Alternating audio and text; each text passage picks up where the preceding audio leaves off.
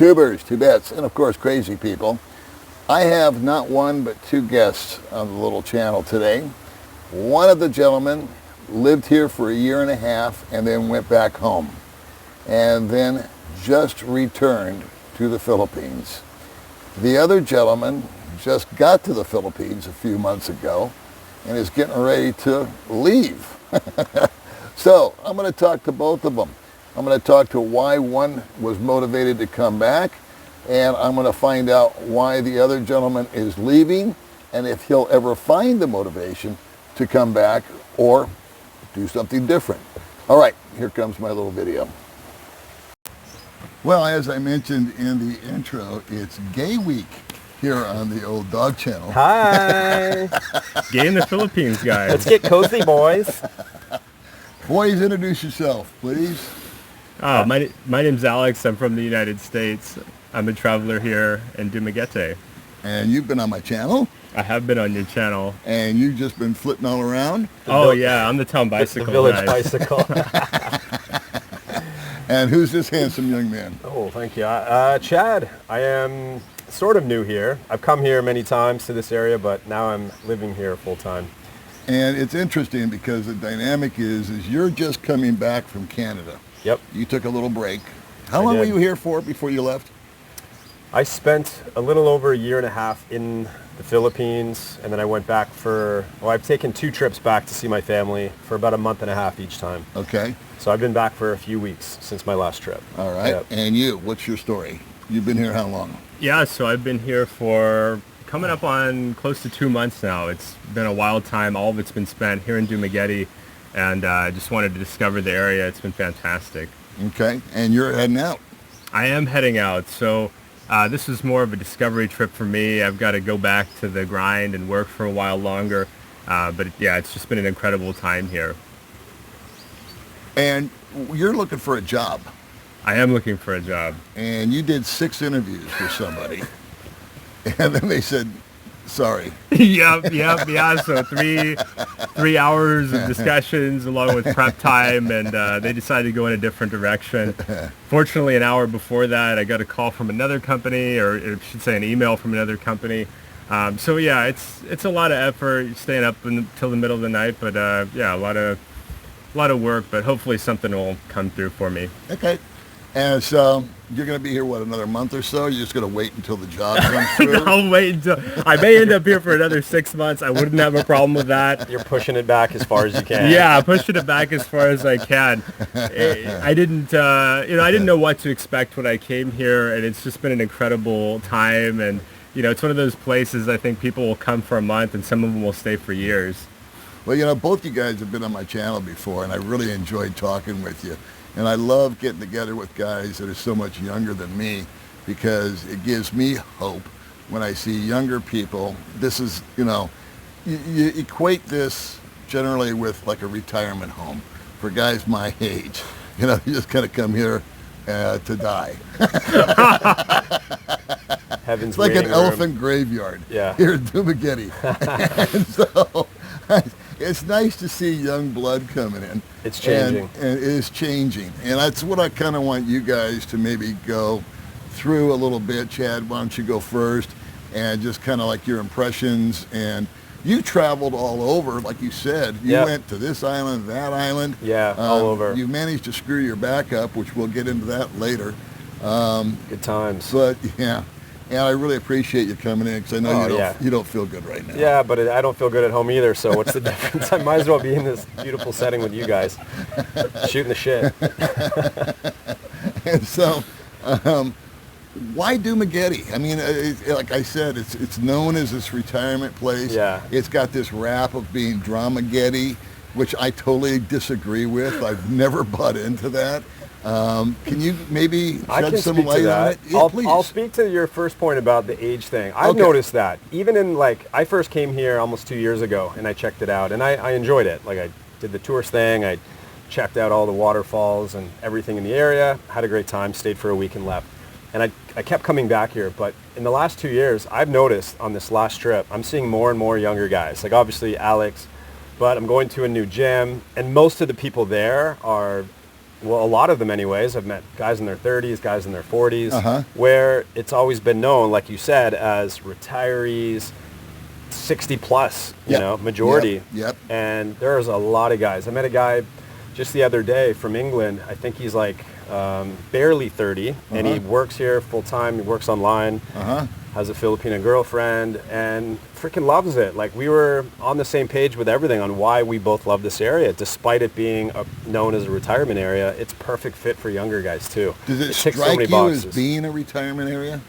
Well, I think with this change in scenery, with a mix of guys, it's becoming less and less of that the feeling of a retirement area. Plus, I don't mind hanging out with older guys. To me, it makes no difference. Me If either. you're 70, my buddy Jerry's 82. Right.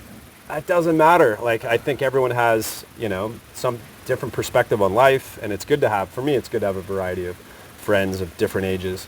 But it's changing, and I think because it has something for everybody, I can see why it's a good fit for retirees, and I can see, because personally, like me liking it for maybe different reasons. If you're into nature, if you're into hiking, a lot of guys in their 30s are big into mountain biking, even older guys. What's his name? Asher, the owner of Freak Coffee, he's biking every day, and not sure how old he is, but if you're into that kind of stuff, it's a good fit. If you want to just chill at a coffee shop with your buddies and hang out and have a more, you know, relaxing lifestyle as a retired guy, not to say you have to be in a, you know, relaxed, do nothing stage in your life as an older guy. I mean, it's to each their own, and it ticks, for me, it ticks so many boxes. I'm going to put a plug in for the older guys. I think that birds of a feather flock together.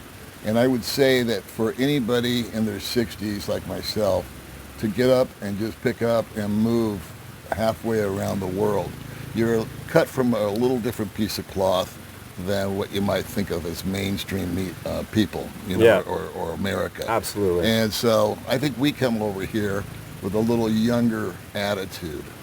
We still think we're 19. Well, especially when these guys have 19-year-old girlfriends. I think that makes them feel pretty young. Whatever, you know my point. But I think there's so many things here that bring the life out of you. Yeah. You know? Is that the right term? No, that bring life back into you. Yeah, and it's, you know, it's an opportunity to fulfill some of the stuff that you just can't get accomplished in America.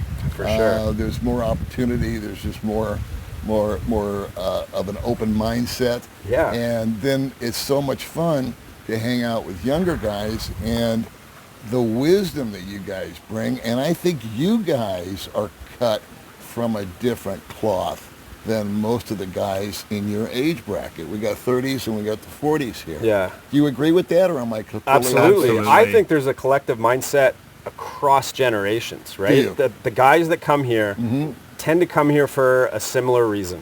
We are looking for something better. We're looking for adventure. We're looking for better opportunities for relationships. Like, there's so many similar, you know, relatable things for guys in their 30s and 70s. We're here to find more life balance. It's lower cost of living. It's not like a retired guy comes here for a different reason than a 30-year-old. It's the same stuff. It's a more relaxed pace. It's just a easier going area.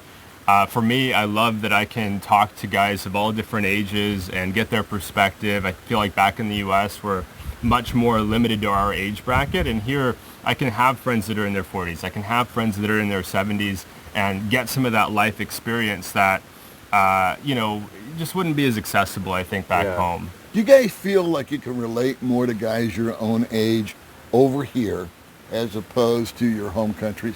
Absolutely. Stereo sound. It's all part of that collective mindset. Gay couples do that. They finish each other's We rehearse sentences. that. Stay in the Philippines, guys.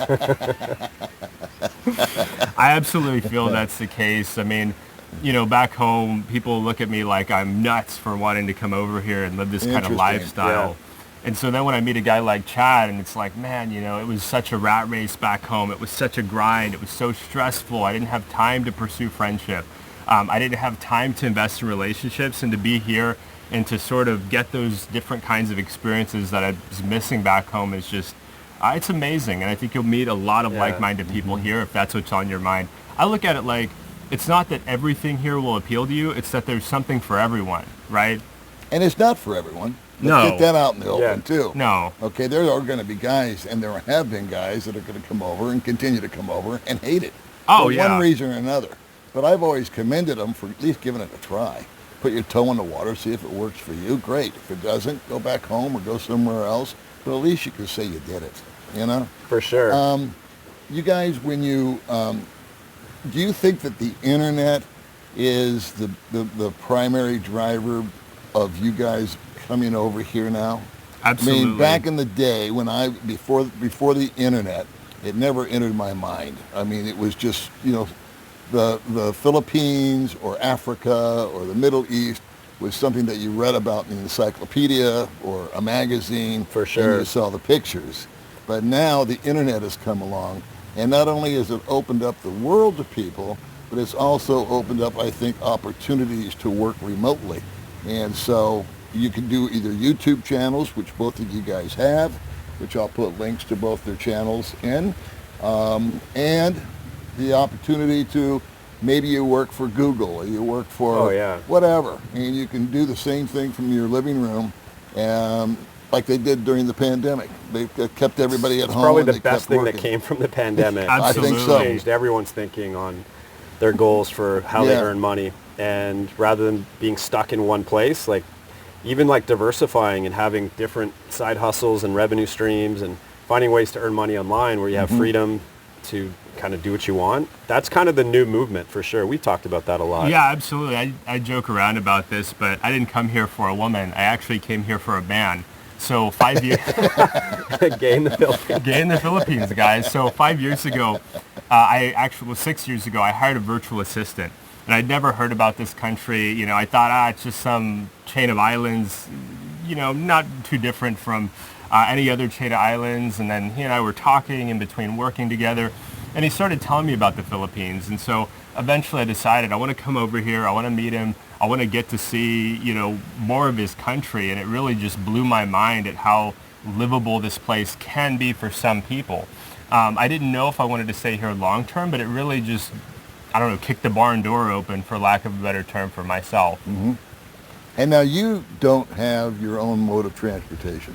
No, I'm totally reliant on the trikes and the jeepneys. Do you recommend that?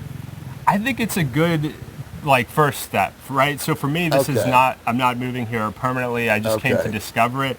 I think that if you're fresh off the plane or fresh off the boat, then you really want to pace yourself. For me personally, I wouldn't recommend immediately hopping on the bike. I think using public transportation, you're going to get a sense of the traffic. You're going to get a sense of the pace. You're going to see the chicken run out in the road. You're going to see the random roadblock that comes up. And you'll get a sense of what to expect, so that eventually if you make that decision, hey, I want to transfer to a motorbike, my own private form of transportation, maybe you get a trike of your own or something like that, then you can make that. But I look at it like baby steps, right? I think that's the way I would recommend approaching it. Now, are you afraid to ride motorcycles? Yes, I am. I thought so. I am. I've definitely seen some hairy situations that have got me pretty cautious. I didn't grow up riding either, so that's another factor where some guys, maybe they grew up riding and they're very accustomed to that. I'm just not the most coordinated guy. So, get it. Yeah. So if you were to move back here, just say whatever time period, 10 years from now, 2 years from now, whatever it might be, would you get your own transportation? Would you buy a car? Would you do something like that to have the independence? Absolutely. I'd go for either a tuk-tuk, I'd go for a trike, or I'd go for a car. I don't know that I'd be comfortable with a full-on motorbike, but I wouldn't want to totally rely on public transportation because you are very limited. Yeah. You can only basically go on these certain routes. You're not going to be able to go off the beaten path. These guys have explored all the mountains behind us, and that's something that if you're just relying on public transit, you're really limited. I mean, just to be transparent with you, you're not going to have the same experience without your own private transportation. Right on. I agree. Now, you're the polar opposite. Yeah, I would say that's probably the highlight of my time here is having a scooter and having the freedom to go anywhere, anytime. But I agree with you. This is not a place where, if you're not used to this kind of traffic, to just show up, rent a scooter in a city, or even Dumaguete, a small city, because it's a different animal here when it comes to traffic and I mean, I'm amazed every day with the stuff that happens on the road. And Right. you have to have your head on a swivel, you know, and I hear stories of things that happen, dogs, you know, bolt out in front of you. Right. So what I did is I didn't rent a scooter until I took a little bit of time, like you said, and then I rented, I think the first time was like Sikihor, which is more of a chill island, and then Kamigan Island. And I started getting comfortable on a scooter riding on these islands where there's not a lot of traffic. Good idea. And so I got comfortable with it, and then you build up your confidence, you start to understand how the traffic works and how you communicate with horns and everything else. And I have since driven in Cebu City. I don't necessarily recommend it. You have to be really up for that kind of thing. It's kind of stressful. I don't enjoy it. Dumaguete is okay. It goes pretty slow. So that's kind of the thing that keeps it from getting a little too sketchy, because there's no road rage. That's the good thing too. It's like it looks chaotic, but no one's angry, and everyone's just kind of helping each other out. You just nudge your nose in and make your way through. But I love the adventures. I love exploring, and I still get a kick out of hopping on my scooter. As soon as I leave town and I'm up in nature, I love it. I mean, it's awesome. What do you think is the dynamic that's going on in America right now? I mean, I was there 7 years ago, full time. I visited, but I didn't see anything but my father and my relatives, and so it wasn't like I got immersed back into the culture. What is the culture like in America right now? And is that playing a role in you guys deciding to get the hell out of there? Was that one of the big drivers, or no? I don't know. It was one of them. Okay. Yeah, I tend to stay out of, heavy politics type of stuff. But I know, I mean, not to say it wasn't a toxic environment to be in that kind of wears on you after a while. And I think it's gotten worse in the last 2 years since I've been gone, probably way worse. I hear about it a lot, and I know that's a big motivating factor for guys coming over here. One thing that I love about it, right away I noticed, it's just not a thing here. Like, it doesn't seem, I mean, some guys will have their little group chats about politics, and some guys bring it with them, but the majority of people leave that behind. Yep. And I love that. Like, people tell me back home things that are happening, and I'm like, oh really? Like, I'm just not listening to it as much as I did back home. I'm not glued to any, news network. Not that I really was before, but you can escape it a lot easier here. The focus is on other things here. The focus is on, like, enjoying life and not having that stuff. And that's why, like, the whole Dramageddon thing, it's such a small percentage of people that, for me, the majority of people are on this wavelength, this vibe, this like enjoy life vibe. I mean, most people I run into, like 90+% of people are on this same wavelength. What about the economics in America? I think that's a biggie. I think that's what's causing a lot of stress, is that a lot of people back home, from my observation, feel like their standard of living is declining. They can't, for example, go out to nice dinner as frequently as they used to be able to. They can't take the vacations that they're accustomed to be able to take. They just feel like, man, I was so used to this super high standard of living, and now if I'm making good financial decisions, I don't engage in those luxuries like I used to be able to. And so if they come here, they feel like, wow, it's not a big deal for me to go get a hotel room up in the mountains, or not a big deal for me to be able to island hop.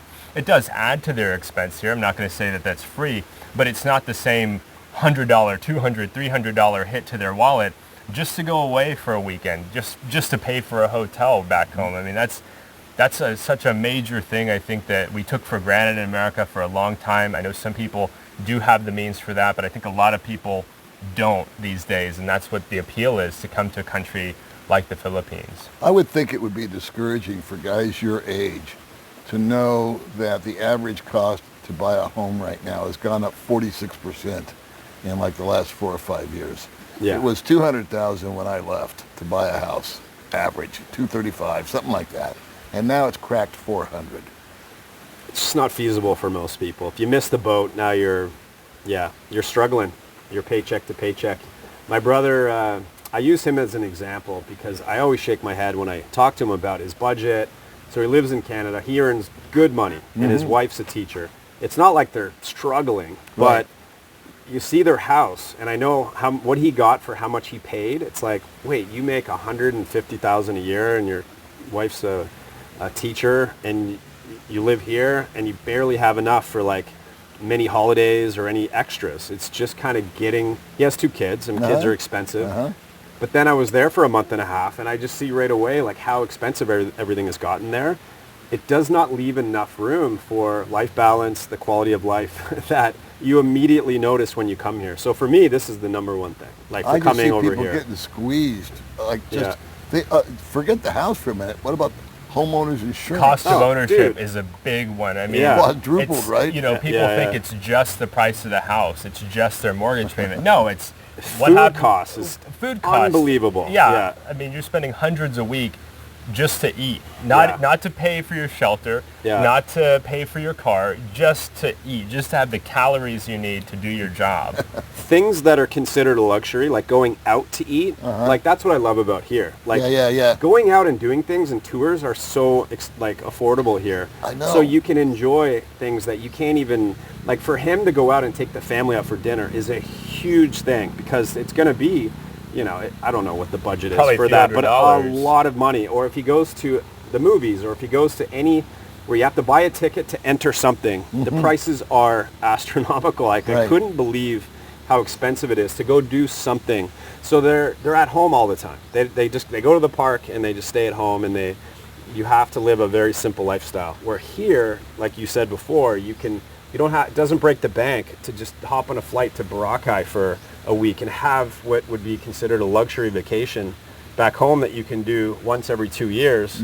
If you want to, you can probably do a vacation every few months on a pretty moderate budget here. Yeah, it's... What do you guys, here's an off-the-wall question. I have been seeing these random videos coming up from young people who are telling people if you're over the age of 50, you must start a YouTube channel. Really? Yeah. That's the conversation now? I haven't seen that before. Oh, the 50 plus. 50 yeah, plus. Starting a YouTube. Yeah, Starting I've seen a those YouTube trending channel. on YouTube. Yeah. I saw them and I thought, and I tried to do a video mimicking that idea and it flopped. And people were like, nah, I don't want to do this, I don't want to do that. Can we touch on that for a second? There's nothing more boring than YouTubers talking about YouTube. First of all, I know So that. true. It really is. But I feel remiss if I don't throw it out there. I think that there is an opportunity for people that are retired like me, pulling in just a Social Security check, and you think, well, you can't get a job here, you're not a local, you don't have the money to start a restaurant, and that would be a risk, but you could do YouTube. And I started doing YouTube, and I think it cost me $80. That was for the phone. Yeah. And I just yelled at the phone. I didn't even have microphones. And I went for a year without making any money. But it was fun to do. Right. And I found it to be a cool little hobby. And then it started to become an income stream. What do you guys think of that idea? I mean, I think it's awesome. Here's my analogy also. I'm just going to yap a little bit more.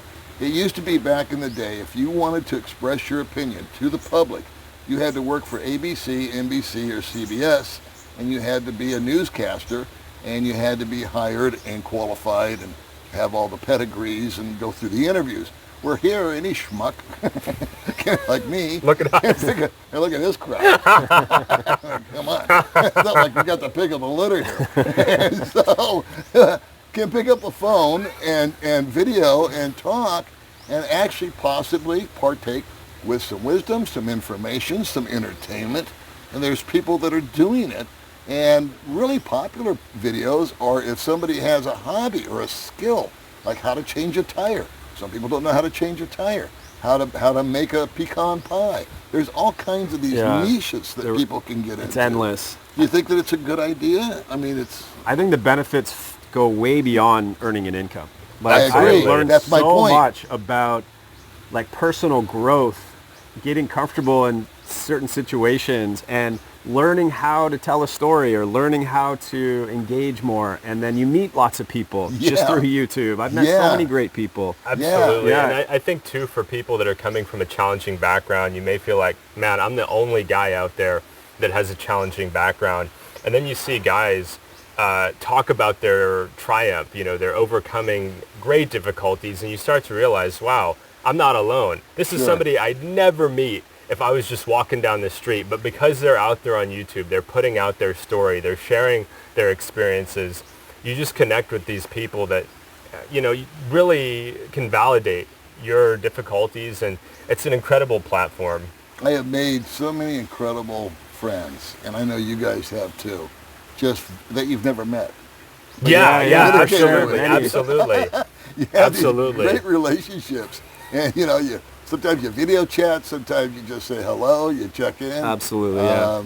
And I don't know. It always amazes me. Oh, sorry. Please. I was going to say, it always amazes me when someone reaches out to you to thank you or to say that you've Right. impacted them and you helped them. Right. And to me, that more than anything validates like why, like what I'm doing is worthwhile, because we were all there before trying to figure stuff out. Yeah. And some people just need a little bit of it could be a kick in the butt, or it could be to see a pathway to get to where they want to get to through your own experience. And I love that. Like I love having a positive impact on someone's life. And yeah, it's to me, trying to earn a living to be able to sustain living here is important. And I think for anyone to start a channel, it's certainly a possibility if you stick with it. It doesn't happen overnight. And yeah, there's a lot of people doing it now, but you'll gain so much from the experience beyond that. So it's win-win either way. I think too, it normalizes it. I mean, you probably saw a magazine or maybe you saw a documentary, but when you see everyday people doing this, it just seems so much more normal. It's like, these guys are from the United States or have lived in the United States for a while. It's not some, documentary style thing. It's just normal Good point. guys living their life over here. And it just, okay, it's one thing if they came on vacation, but I mean, Chad has multiple years of experience here. Paul has even more years of experience. And so it's just so much more accessible than it would have been 10, 20, 30 years ago. Yeah, Right. that's a good point. I think that if I can do it, I think that guys will watch me. That's and how be I like, feel. Shit, I can do that too, man. This guy's living the dream. Just some regular Joe, like if a schmuck can do it, then anyone can do it. It normalizes the whole thing. It really used to be does. this exotic, only the few adventurous Guys willing living to on the risk edge. it all will do that. They're crazy. I'll watch them, but they're crazy. And the more and more people do it, I think guys are like, wait a minute. It's just a normal thing. Yeah. It makes the world seem smaller. It makes it, it paves the path for so many, which Yeah. I think overall is a good thing. I know a lot of people say they complain because now everyone's pouring in and it's maybe Right, changing right, the right. dynamic. That could be a conversation. Well, in its that is own. a conversation, but Yeah. I think that, you know what, selection is good. And there's no one forcing anybody to watch anything. And if you've only got two or like I said, CBS, NBC, ABC, if you've only got three people to watch, then how much reality are you getting? Yeah. You need the trolls. You need the haters. You know what I mean? You need I got the a few of goofballs. those. Me too. But they play a role in the food Sure. chain. Yeah. Yeah, they do. You need the vultures. Yeah, and I agree so much with Alex is that if you expose your vulnerabilities or your weak spots or your trials and your tribulations and your failures, that people really can relate and So they feel relatable. so less alone. Yeah. And you're not somebody that's trying to, have the perfect smile and the perfect hair and the perfect clothes. Like you said, just a couple of three schmucks sitting around shooting the shit and talking about their life, and people can relate to it. And they say, I'd like to be a part of that. And maybe I can get involved in that. So what do you guys got planned for the future, Chad? What are you going to do? Your back is killing you right now. Yeah, And that's you've hopefully had just chronic pain all your life. Is that the deal? It's been many years now. Yeah. A lot of I my have some- viewers can relate. Yeah. Okay.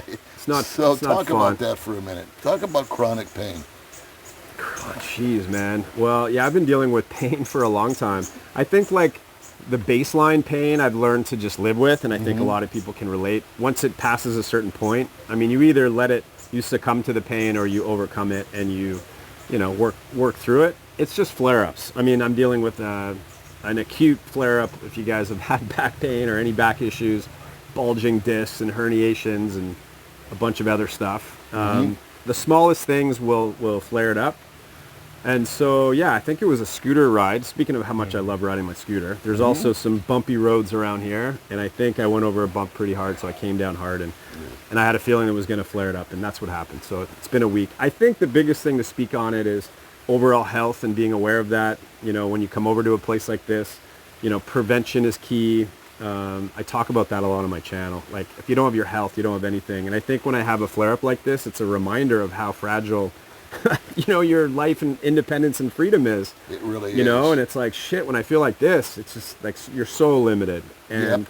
and I love the life I'm living here, and it's motivation to stay healthy, and I think that should be the case for everyone. You want to keep the ride going, keep this fun ride going that we're on, and try to stay healthy. And I think networking, I was asking you about people and that was part of my mission coming back here. I know I have some health stuff and getting a team around me, and I think that's wise for everyone, especially if you are an older and maybe more susceptible. Seek out good therapists and doctors and people and networks, so when things come up, you're ready to go. Monty, as an example, he did that, finding good doctors, and he said it made the difference with stuff he's dealing with. And again, prevention is key. So I think going to the gym, but if you have some issues like I do, like I want to have some specialist, a physical therapist, a chiro, whatever, and maybe a hybrid type of scenario. So that's what's on my mind, man. I want to keep this great life I have going. And when I have a flare-up, it reminds me. It's like, oh yeah, I got freaking back issues, and the littlest thing can put me in this situation. All right, I got to get on this, get healed up, and get rolling again. Well, I'm hoping you're feeling better Thanks, soon, man. brother. Appreciate it. Because I've been through it myself. Sucks. And it sucks. Because pain will just kind of overtake your whole mindset. And no matter what you're doing, it's hard to have a good time.